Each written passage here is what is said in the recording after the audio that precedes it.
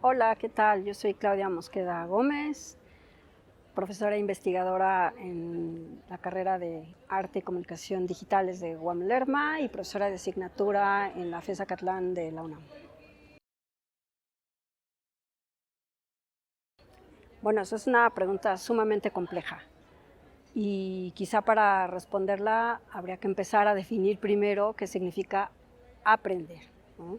El aprendizaje es un proceso biopsicosocial que, como el nombre largo lo dice, es bio porque refiere a las condiciones biológicas del cuerpo en estadios diferentes de desarrollo en su evolución, pero también es psico porque refiere también evidentemente a una construcción psicológica y cognitiva del individuo, y es social pues porque se da en espacios concretos como pueden ser aulas, en la educación formal puede ser en aulas, la educación informal pues puede ser en la vida cotidiana, ¿no? En la web, pero también en lo informal o en lo no formal, perdón, puede ser en esta educación que también se transmite de manera institucionalizada, pero que no necesariamente es en una escuela, ¿no? Una ONG, un centrito de idiomas, es decir,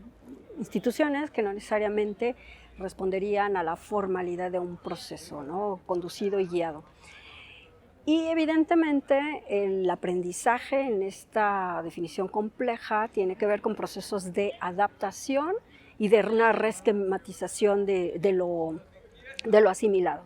De tal manera que habría muchas teorías que nos explicarían cómo se aprende, y en el contexto de la web, o traer estas teorías, por ejemplo, Ausubel, Piaget, eh, el propio Vygotsky, que realmente no trabajaron cuestiones de las nuevas tecnologías porque no era su contexto, pues no quiere decir que no sirvan o que no operen, ¿no?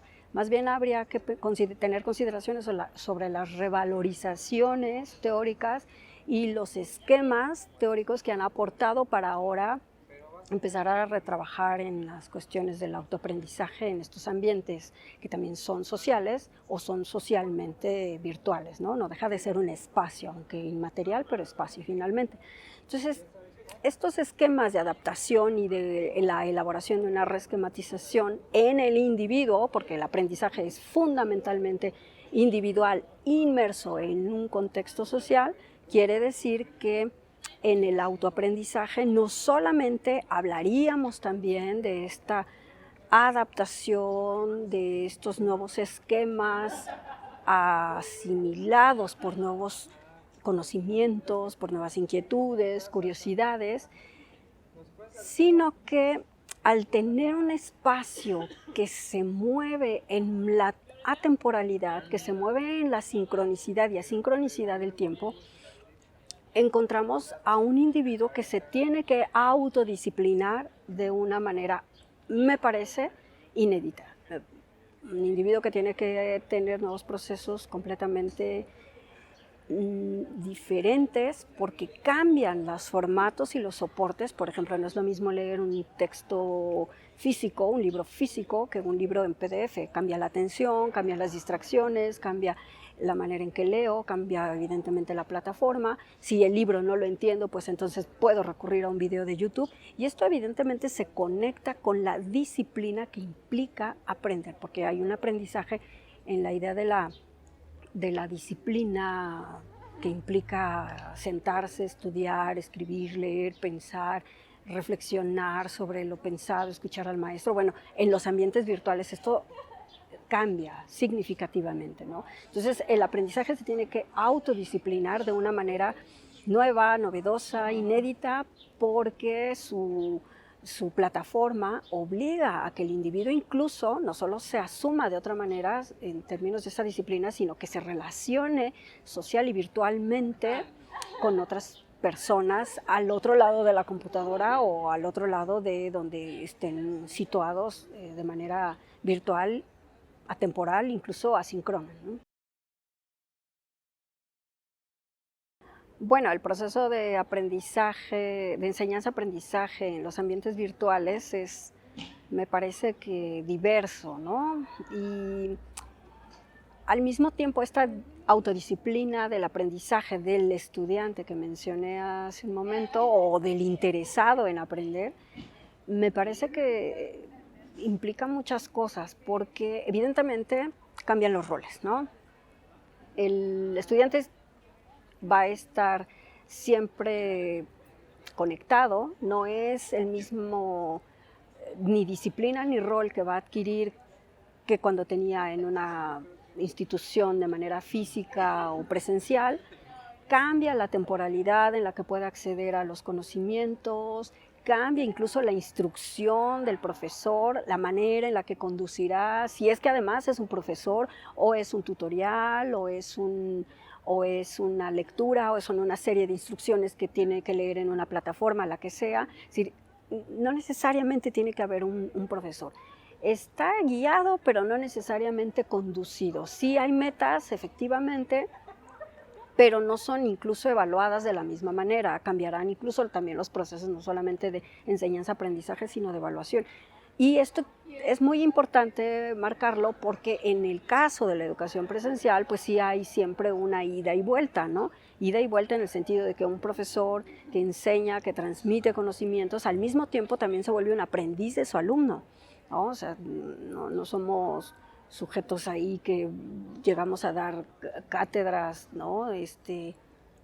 Elaboradas o como si todo fuera el conocimiento omnisapiente, ¿no? Somos sujetos sensibles, y en tanto somos sujetos sensibles también aprendemos de los estudiantes, de sus sensibilidades, de la manera en cómo expresan. Ellos aprenden de nosotros, pero también nosotros. Entonces el proceso de enseñanza-aprendizaje es un proyecto de ida y vuelta.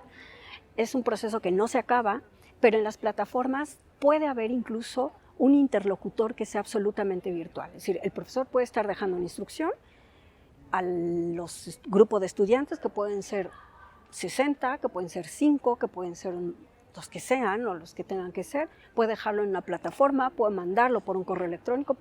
Los formatos pueden ser diferentes, pero lo que sí es cierto es que siempre hay una instrucción. Y en esa ida y vuelta que mencionaba hace un momento del aprendizaje, pues de repente sí podría, y esto lo digo asumiendo mi posición personal, que me parece que de repente sí hay cierto sentimiento de soledad, ¿no? O sea, hay como un proyecto que se vuelve más de unidireccional que bidireccional, ¿no? Al no tener los mismos roles no se puede discutir igual. Es cierto también que puede haber una serie de intercambios vía streaming, pero siempre se pierde la parte del contacto. Entonces yo creo que sí es muy importante esta manera en la que los nuevos medios o las plataformas a distancia son digamos que importantes, no solo, claro, por el desarrollo tecnológico que viene, sino también por la manera en cómo se van reestructurando pues toda una serie de cambios de roles, de instrucciones, de sentidos de aprendizaje, de sentidos de enseñanza, de la posición evidentemente del profesor y del estudiante. Y claro, estas herramientas tecnológicas que son muy importantes, que me parece que son incluso, bueno, siendo un poco tecnotópica, pues hasta como democráticas, porque sí han permitido el acceso a la educación formal de manera mucho más abierta, ¿no? Es decir, las licenciaturas en línea, a distancia, pues acortan tiempos, distancias, hacen que se desature la educación formal en términos de las instituciones o de las demandas institucionales que requieren más espacios como salones, más edificios, más estudiantes. O sea, es cierto que sí han beneficiado un montón, pero también me parece que se pierde el contacto humano en la distancia, ¿no? Es ese sentido que puede estar jugando de maneras diversas, el estudiante tiene dudas, luego quien se las aclara las puede dejar y puede recibir la respuesta un día después, mientras estuvo rumeando la pregunta y entonces ya se confunde, o lo resolvió por su cuenta y entonces se vuelve más autodidacta y entonces reafirma más. porque evidentemente al no haber tal estrecha cercanía entre el profesor y el estudiante, pues hace que este emplazamiento de las dudas y de la resolución de las dudas pues genere también otras propuestas de ir a buscar o letargos en no querer seguir, ¿no? Pero bueno, lo que decía en términos de las ventajas de las nuevas tecnologías, que me parecen muy pertinentes, es precisamente pues esta demanda que se ha logrado satisfacer en los accesos, ¿no? En la permanencia, incluso en que los costos son, por supuesto, mucho más económicos. La matrícula puede ser generosa y no solamente una matrícula nacional, sino en matrículas internacionales, ¿no? Hay licenciaturas que tienen estudiantes de muchos lugares del mundo que no tienen acceso a las instituciones de sus países y que, bueno, si dominan el español, pues deciden meterse una licenciatura en la UNAM, ¿no? O si yo quiero hacer una maestría en línea en tal universidad o un curso por Coursera, ¿no? Pues también lo puedo hacer, ¿no? Si domino el idioma que me solicitan, pues lo puedo hacer. Entonces tiene que ver también con esta manera en cómo transversalmente nos empezamos a mover y ya no tan jerárquicamente, más, como diría Castel, pues una vía red, ¿no? Bueno, me parece que sí, que claro, hay implicaciones de la hiperconectividad en el aprendizaje y en el autoaprendizaje, porque en términos negativos me parece que la red tiene un montón de basura también. Es decir, no sé, podría pedir a mis alumnos que lean un libro y quizá que se busquen el video de YouTube que se los explica y entonces se ha transformado la cosa, ¿no? Hay una teoría que me gusta mucho de Siemens, que es la teoría de la conectividad, y justo una de las cosas que narra este teórico del aprendizaje conectado vía la red es que el aprendizaje sea distribuido. Y esto es muy importante, porque digo, yo que me toca la transición de la educación formal a la educación a distancia, no solo como estudiante, sino también como profesora, es bien interesante porque a mí, por ejemplo, me dejaban leer un libro, ¿no? Y entonces había que hacer reportes sumamente bien hechos, elaborados, identificando la estructura metodológica, por ejemplo, de, no sé, del político y el científico de Max Weber, ahora se me ocurre ese. Y era una tarea muy específica que estaba muy apegada al libro, ¿no? Pero claro, si suponiendo que traslado eso a un contexto contemporáneo, a hoy o a este mismo año, al año pasado, donde los recursos que puedo encontrar de interpretaciones, reseñas de libros virtuales en términos de un texto que hizo un personaje, un estudiante, en la red, que ni lo conozco, pero que está ahí colgado en la red, o leo la interpretación que hace alguien sobre ese libro en YouTube. Y entonces voy a tener una serie de cosas, esto que dice Siemens, sobre como el aprendizaje distribuido, ¿no? Es decir, el aprendizaje que antes en la disciplina de lo físico, de lo presencial, era una atención, una disciplina de poner atención al texto. Bueno, pues ahora se traslada a que muchos han hecho el proceso de lo que Piaget llama la asimilación, y entonces ahora yo nada más lo tomo, lo reelaboro y me lo apropio. O sea, ya no me dedico al libro, sino a escuchar lo que me dijeron en el videíto de YouTube, que no sé si está bien, pero lo escucho, ¿no? Porque me resuelven lo inmediato. Que leo la reseñita y me resuelve cuál es la tesis central, pero no sé cómo la desarrolla Weber. O que me resuelve artículo científico colgado en Cielo, por ejemplo, y me resuelve el problema. Entonces, como tengo una serie ya de distribuciones, pues eso ya me ha resuelto la tarea que en principio implicaba aprender leyendo el libro, ¿no? Claro, no estoy diciendo que esto sea así en todos los casos. Me parece que tiene que ver con una especie de aprendizaje o autoaprendizaje, ¿no? Que pues se da cuando también el estudiante no es autodisciplinado y no sabe discriminar los contenidos de la internet, porque eso es cierto. Hay un montón, pero lo que sí hay que hacer es saber discriminar qué sí es y qué no es científico o pegado a estas cuestiones científicas.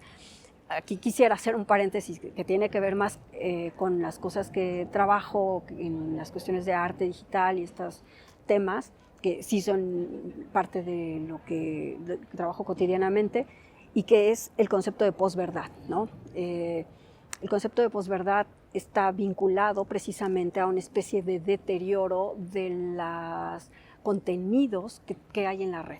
Y posverdad como estas formas en las que pueden proliferar una serie de objetos, informaciones que no necesariamente son verdad, que no necesariamente han pasado por un proceso de verificación de los argumentos que aportan, pero que la gente se los apropia como tales, se los tratan de asimilar y se los aprenden y se los apropian, ¿no? Entonces, ¿qué tengo ahí? Pues no sé, probablemente un aprendizaje, pero un aprendizaje que yo no quisiera poner calificativos, que no sé decir si es errado, si es equivocado, pero que es cierto que no han pasado por este proceso serio, riguroso de comprobaciones, ¿no? Entonces, eso yo creo que es una consecuencia negativa fundamentalmente en la red, ¿no? Y que claro, una de las recomendaciones que yo sí haría a la gente que aprende y autoaprende en la web es saber discriminar, ¿no? En los recursos de la investigación científica siempre hay cosas que son muy bonitas y que son unos tips a lo mejor muy chiquititos que traería de esa experiencia a la búsqueda de información, y es: a ver, busco las fuentes, está bien, me pongo el video, perdón por la expresión, pero me pongo el video chafa de YouTube, lo empiezo a escuchar y claro, me empiezan a lo mejor a nombrar personajes, autores. ¿Qué tendría que hacer? Esa es una fuente que no es una fuente secundaria, es una fuente terciaria, es decir, está alejado de aquello que el experto ha dicho. Por ejemplo, se me ocurre ahora mismo, los temas de sincronicidad de Jung, ¿no? De Carl Gustav Jung, este extraordinario psicoanalista austriaco que me encanta, y que si pongo yo en YouTube así Jung, me va a aparecer un montón de cosas, ¿no? Y que la gente que lee cartas y lo vincula con Jung, ¿no? Bueno, pues eso no me sirve, eso evidentemente por experiencia y conocer a Jung, sé que es más hacia lo místico, hacia lo mántico, que no es académico, que no es científico, pero que puede estar bien para distraerme, pero que si mi objetivo es aprender una cosa que está alejado y que ese video me aleja, lo tengo que discriminar y tirar. ¿Qué hago?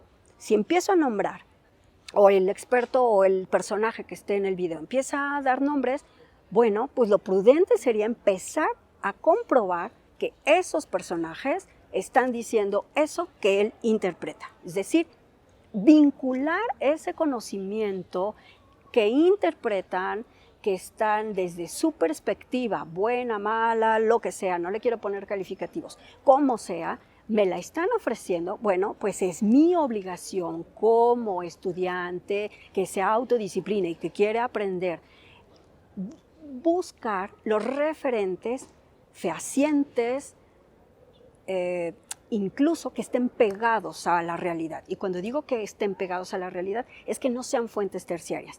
Que esas fuentes terciarias yo tenga la capacidad para volverlas fuentes primarias. O sea, llegar desde ese video que tergiversa, que da su perspectiva, que etcétera, que me permitan llegar a la fuente primaria. Entonces, si yo escucho a la mujer que lee cartas hablar o mencionar a Carl Gustav Jung, pues ¿qué hago? Carl Gustav Jung, a ver, lo busco en la biblioteca de mi escuela, en internet, y veo que es un psicoanalista. Pues que me salto y voy directo a Jung. Y entonces, pues está muy bonita la interpretación de la mujer que lee las cartas, pero lo que me interesa es qué piensa Jung y cómo define él la sincronicidad.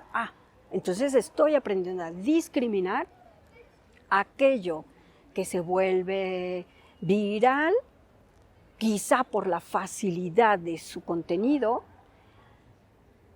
y privilegiar aquel conocimiento que en realidad me puede aportar cosas que sí tienen un vínculo, un apego con la realidad, ¿no? Hay documentos serios también, ¿no? No estoy diciendo que todo sea esto de esta tergiversación de informaciones, ¿no? Esto que se llama ahora la idea de la posverdad en la web, sino también hay documentos serios, ¿no? La web, la verdad es que nos ha ayudado un montón. digitalizar videos, entrevistas, por ejemplo, escuchar a Foucault dar una conferencia, verlo en un diálogo con Chomsky, o recuperar videos que parecían perdidos y verlos de manera inmediata en YouTube, me parece que también es una riqueza importantísima, ¿no? Entonces, no valoraría todo como negativo, también hay, por supuesto, que aportaciones sumamente importantes, interesantes, divertidas, ¿no? O sea, hay para todo, lo importante es saber discriminar, ¿no? Y dentro de esa discriminación siempre pensar, cuidar de una manera muy bonita, seria, profunda, qué es lo que quiero aprender. Cuando pierdo el piso de lo que quiero aprender, me puedo ir ni siquiera a fuentes terciarias, sino a fuentes que ya no tengan sentido de acuerdo a lo que yo quiero hacer. No hay que perder el sentido nunca del aprendizaje. Y en ese caso, haría esta recomendación pues, para los estudiantes. Y en las instituciones, pues los contenidos que suban, siempre cuidar los contenidos. Me parece que, bueno, el canal, por ejemplo, que es muy bonito de YouTube, ¿no? de la UNAM, de TV UNAM, es muy bonito, ¿no? Mirarlo de repente, documentales muy interesantes, de cadenas de televisión internacionales, o sea, tenemos un montón de recursos. Aquí, insisto, el caso es saberlos cuidar. Yo creo que las instituciones saben lo que cuelgan, saben la responsabilidad que tienen al subir lo que están compartiendo con toda la gente que miramos esos programas, ¿no? O sea, yo creo que las instituciones tienen muy claro, porque hay códigos de ética, ¿no? Hay códigos de contenido, qué sí se pone, qué no se pone, cuándo tenemos los créditos, cuándo no. O sea, yo creo que las instituciones educativas lo tienen muy claro. Pero en la idea y en las construcciones, si quieren, paradigmáticas de que ahora el usuario es el que manda y entonces el usuario se vuelve el medio, pues bueno, el usuario hará un montón de videos que desvirtúen, en algunos casos, no en todos, pues muchas de estas seriedad que las instituciones de repente aportan, ¿no? También nos gustarán no los contenidos, pero siempre son muy interesantes las cosas que hay que ver. Y no digo que los usuarios amateurs o interesados o curiosos no hagan cosas interesantes. Por supuesto que los hay y también son muy interesantes. Aquí el caso, insisto, es saber cuidar el contenido, siempre dar las referencias de lo que se ofrece, ser serios y ser profundamente éticos y respetuosos con uno mismo, de la información que aporta, pero por supuesto también respetuosos del otro, del público, de la gente que mira, al escuchar y cuidar el discurso, cuidar cuándo sí lo digo yo, cuándo no lo digo yo, hacerse cargo siempre de lo que decimos, de lo que hacemos, hacernos responsables éticamente de los contenidos que aportamos. O sea, más que a las instituciones, porque yo creo que eso es algo que las instituciones tienen muy claro, más bien yo lo diría a los usuarios, ¿no? O sea, sí voy a poner el video de algo que es sumamente, pues, banal, pues hasta decirlo, ¿no? O sea, ser honesto y decirlo. Sí, mis referentes son estos. Sí, yo no estudié, o sí, estudié un montón y hablo desde esto. Entonces hay gente muy seria, ¿no? Gente muy seria, comprometida, que realmente quiere compartir lo que sabe.